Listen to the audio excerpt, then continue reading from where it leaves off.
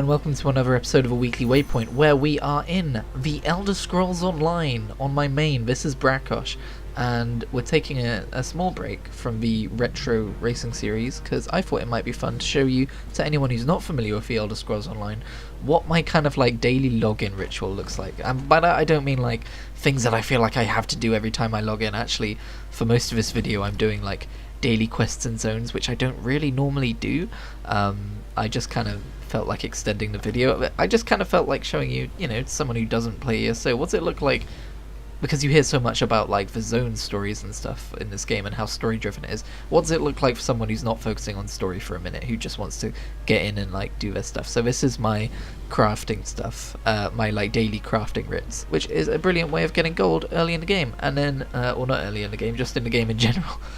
Sometimes I've heard of people doing this on like 10 separate characters a day to try and get the maximum amount of gold. I prefer to enjoy my games instead of treating them like a second job. I'm not saying those people don't enjoy their games, I'm just saying that if I did that, it would feel like a second job to me. So I don't do that, but I do think it's very rewarding, and I just kind of think it's fun to show off like how much muscle memory I've got. Like, if you're not familiar with this game, you're probably like, what the hell is going on? This isn't a guide. This is just background footage. I felt like doing this for a few reasons. First of all, I noticed that my Let's Play ESO videos, I think I put out 4 of them about 10 months ago. I didn't realise they were getting so many views. Like, episode 1 has like 329 views, which is crazy for me. And it's also slightly frustrating, because that was definitely kind of an experiment of a type of content I would like to do. And spoiler alert, I'm not doing it anymore, so there's... if I like doing it, then why am I not doing it? It's because I can't do it. It's because there's really annoying audio desync issues, which I never managed to figure out. But if those views are anything to go by, maybe I should throw some effort behind figuring it out. But I'm already throwing creative effort behind different things, as we're about to talk about. So don't expect Let's Play ESO to return all of a sudden just because I've noticed it's getting views. Because why would I ever do the thing that's actually good for my channel? I don't like growth. No, the productive thing I've been doing this week is something which is actually kind of my life's aspiration. I've just been putting it off and ignoring it for the last... oh god, when did I graduate? 5 years of my life? Oh, every year that graduation gets further away, it's like, oh god. Writing! I'm talking about writing. And I have a long and storied history of writing. The most viewed episode of Weekly Waypoint is actually me talking about writing and how I should just get off my ass and do it. And I guess that resonated with people or motivated people, or someone shared it somewhere, because it's got way more views than any other Weekly Waypoint video, which is great, because it might have helped people. Didn't help me. Made that video, went straight back to not writing. Whoopsie daisies. But now here I am. I am 4 days into... writing, not back to back, but for like every free day I've had so far where I haven't gone to work, I've spent some of it writing, which is new to me. And so I'm tentatively announcing that, hi, yes, I'm writing again. And for once it's not short stories. For the last like 5 years, whenever I've gone in, or longer than that actually, whenever I've gone to like write stuff, it's always been short stories, because in my mind a short story is a one and done. It's a project I can just sit down and write, and in many cases complete in one go and not even redraft, and just put out there and go, look, I wrote a thing, and feel good about myself. I'm not saying short stories aren't worthwhile projects, and I'm not saying the short stories I put out were bad, but I do think they were easy, and that's not really getting me anywhere. No, the thing that got me back into writing is, for whatever reason, I think the algorithm threw a Brandon Sanderson video at me. And for those of you who don't know who he is a author of sci-fi fantasy. And I've read his Mistborn trilogy and I loved it. I've read the first 2 Stormlight Archives books, and I love them too. And I'm currently reading through the Wheel of Time. I'm currently on book 7, and so I'm going to get to his conclusion of Robert Jordan's Wheel of Time as well. And he's a writer I very much like. He's a writer I want to read more of, but obviously Wheel of Time is kind of eating up all my reading time right now. But I don't know, man, like, I saw one of his YouTube videos and I was like, oh, that was really cool. And here's the thing, I went to university and I did creative writing, and it was amazing. I met loads of really cool people, I got loads of really cool like feedback on my work, and I learned loads of different things about writing, and I think it really helped, and I don't regret it at all. But then I left uni, and then I didn't really keep in touch with those friends. Like, I saw them a few times out and about, but I'm bad at social interaction. I think writers are kind of universally bad at social interaction, so we kind of all drifted our own ways back into life. And the friends I keep in contact really are mostly from pre-university, and I want to change that because I miss my uni friends. So if any of you are watching, hit me up. I doubt you are, but hi if you are. This is what I do these days. But no, my point here is that I spent 3 years at university, you know, among writers, talking about writing, writing works to deadlines on a frequent basis, and then I went from all of that to nothing, like not writing anything, not talking to any writers, you know. And I left that environment, and I guess over the course of 5 years I built up this narrative in my head subconsciously, didn't know I was doing it, of like, it's hard work, and I've still got these problems, by the way, like, it's hard work, and I don't know that I can do it at the minute, and all these things. I let imposter syndrome become reality of like, I'm not really a writer, to I guess I'm not a writer because I haven't written anything in a damn while. And then I guess I put writing on this pedestal of this like idealized version of myself. My ideal version of myself is a writer, and I'm so far away from this ideal version of myself that how could I ever like, and this isn't like conscious thought streams or whatever, but like, you know what I mean, like just in the back of my mind, like, oh, I don't do the writing like I should have been, but oh well, I guess I'm just not gonna bother. And when I do, it's like a short story, and then because I'm done with a short story, because it's a short story, it's like, okay, now I need to, if I want to keep doing chains of short stories, I've got to think of something completely new, and like that's difficult to do back to back. So suddenly I can't write more than one short story a year. It was kind of, I think that was pretty much the rate. But anyway, getting back to the point, the other day I see Brandon Sanderson's videos and I watch a bunch of them back to back, and I'm just like,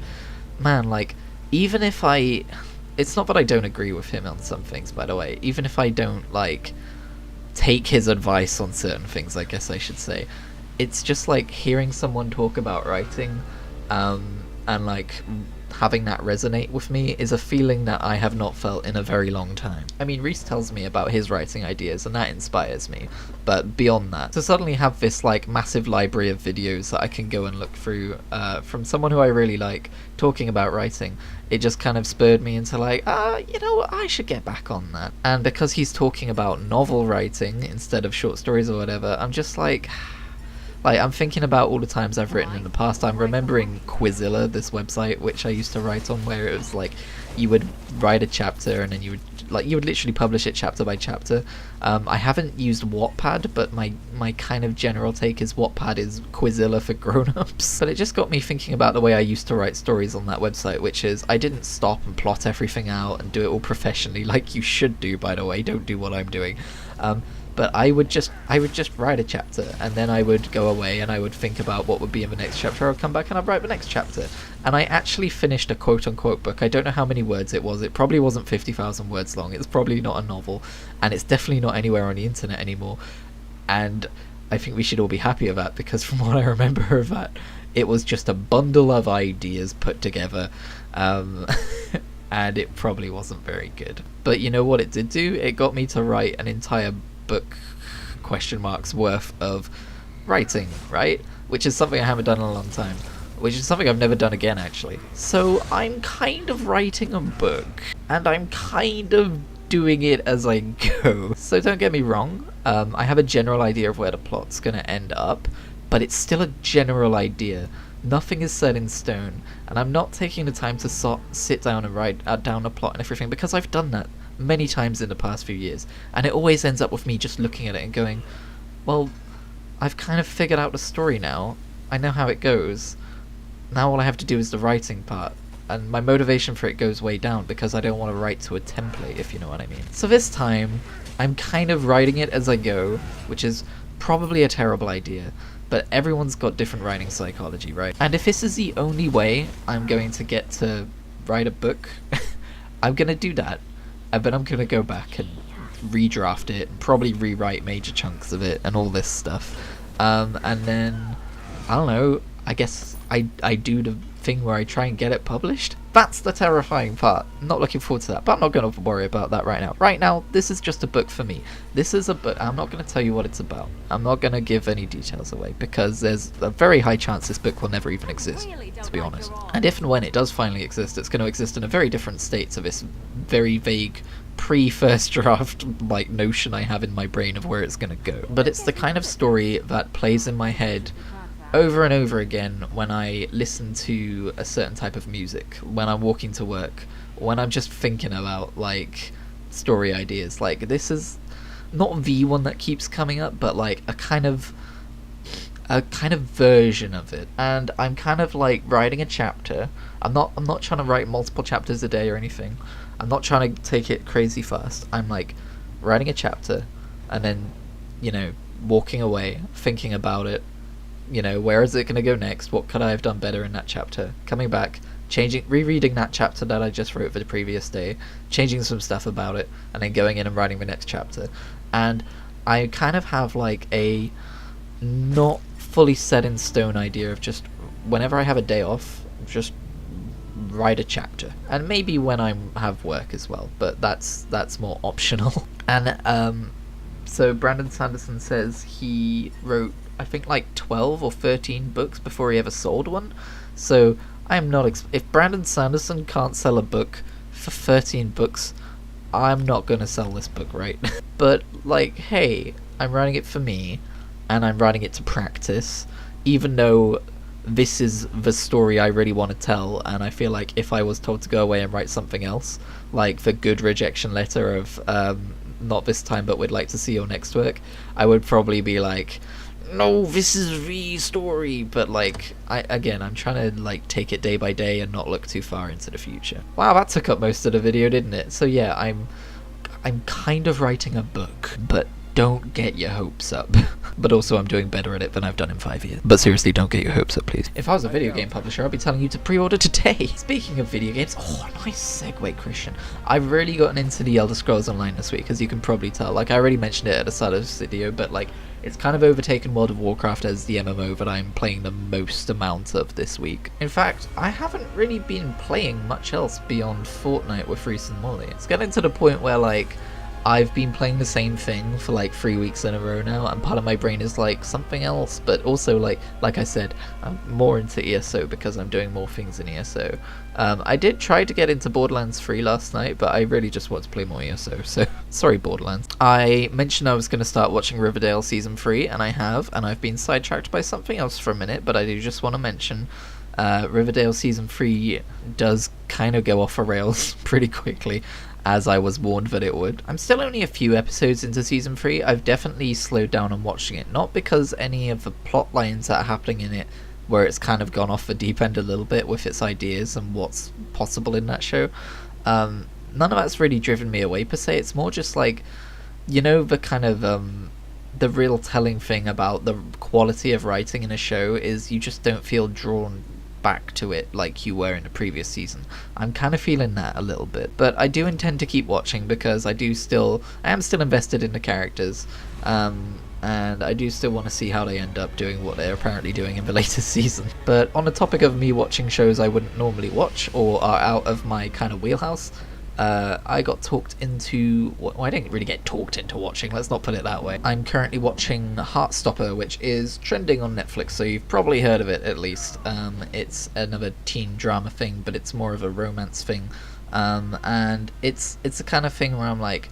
In the past, I would have been kind of turned away from it because I'm like, ew, stuff about feelings, that's kind of weird. I'm not really into that. But now I'm like, hey, I like Riverdale. Anything's possible. Let's give this a go. And it's actually really sweet and positive, and I don't know, it just makes you feel good, and I highly recommend it. I'm currently 5 episodes in, and I'm going to be very sad when it ends. Although it's the kind of show where it's like, I don't really know if I'd want a second season. Like, another show that was a bit like this was Tell Me Why. Was it Tell Me Why? Or 14 Reasons Why or something? You probably know the one I'm on about, just by that. The one with a meme where it's like, that smile, That damn smile. So actually, I guess if I watched that when season 1 came out, maybe I've always been trash. But like in terms of calling myself trash for watching Riverdale, if you didn't watch the previous episodes. But yeah, that was a show that I was like, this was a really solid season and a really solid story, and I really enjoyed it. Why are they doing a season 2? For God's sake, that ruins the entire story. Please don't do a season 2. Like the entire premise of a show. I don't think this would be quite as bad. But it's like the problem with soap operas, right? Where like they do a character storyline and you're like, oh, I really enjoyed that, and then they're like, okay, well this show goes on forever, so we need to give them another conflict, another crisis, and eventually they just get written to a point where they don't resemble the character that you originally liked because they've had to come to lots of weird, stupid decisions to continue to have a storyline, if you know what I mean. Maybe that's why people don't like Riverdale these days. Maybe that's what happened with that show. But yeah, I guess, you know, it's difficult to turn down success and trying to constantly push to, oh, keep telling the story because we're doing well. But I don't know. Maybe this story deserves a second season. I haven't seen the end of it yet. But I think some stories should just be a standalone season of a thing.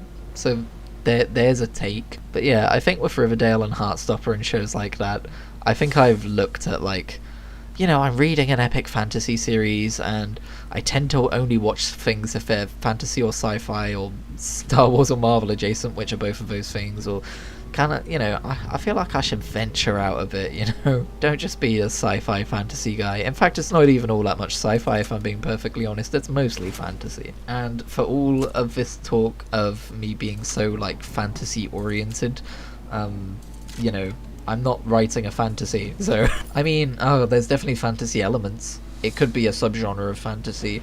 I'm really not good at subgenres and definitions of them. But there you go, there's a hint as to what I'm writing. It certainly doesn't start in a little hamlet with a guy being attacked by monstrous hordes and having to run and go on an epic quest to find an artifact to save the world because he's the chosen one. That's not the story I'm writing. Not this time, at least. Who knows? I've got decades of writing ahead of me. We could get to that point. Fuck it. Let's Lord of the Rings this shit, huh? Oh my, look at the time. I've run out of things to talk about and there's still a few minutes of video to go on. What should I talk about now? I'm gonna do something different. Here's a few games coming out in the future that I'm looking forward to playing on Xbox Game Pass, and I guess other places too. Although, it's not going to be that extensive of a list because that little red tick at the bottom, that little red snail, he's approaching the end of a video, oh no. There's a game called Eiyuden Chronicles Rising coming out, which I'm really interested in because it's like a prequel to a larger Japanese-inspired RPG which is coming out later this year, also on Game Pass as far as my understanding is. And something about the style of it just looks fun. Oh god, fun. Sorry, I just saw Bugsnax and now I'm thinking about Bugsnax. That's where that voice crack came from. Still need to play that game, although I think it only just came out on Game Pass. A couple of Game Pass games coming to Game Pass. Wow, that was a lot of Game Pass. The Shadowrun Tactics games, which are quite old now, but like, hey, it's another fantasy universe. Big surprise. That I think it's sci-fi-ish too. That I've not dipped my toe into, and it comes up on Steam sales all the time, and every time I look at it I'm like, it's a tactics game though. So hey, the right price finally hit, and it's Xbox Game Pass price. Finally, a title which is not Xbox Game Pass adjacent. Actually, I guess it might be. Diablo Immortal. I've basically forgot to talk about this.